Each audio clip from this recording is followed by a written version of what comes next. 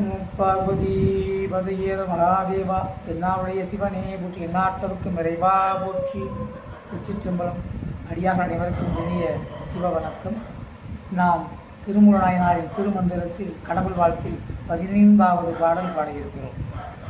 ஆதியுமாய் அரணாய் உடலுள் நின்ற வேதியுமாய், ஆதியுமாய் அரணாய் உடலுள் நின்ற வேதியுமாய், விரிந்தான் திருந்தான் அருட்சோதியுமாய் சுருங்காததோர், அருட்சோதியுமாய் சுருங்காததோர் தன்மையுள் நீதியுமாய் நித்தமாகி நின்றானே.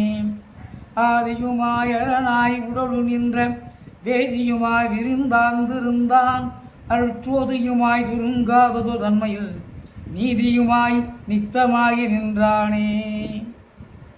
சிவன் உலகினை படைப்பவனாயும் அழிப்பவனாயும் உடலை காத்து மாற்றம் செய்பவனாயும் அவற்றை கடந்து நிறைந்து விளங்கினான். திருவருள் சோதியாகவும் குவிதலில்லாத இயல்போடு ஊழை செலுத்துவனாயும் என்றும் அழியாத தன்மையோடு உள்ளான். அதாவது சிவன் படைத்து காத்து அழித்து உயிர்களுக்கு வினையை ஊட்டுவிப்பான். என்னையும் ஒருவனாக்கி இருங்கள் சென்னையில் வைத்த சேவக போற்றி. அடியார்களுக்கு மீண்டும் எனது இனியதொரு சிவ வணக்கம். திருச்சிற்றம்பலம்.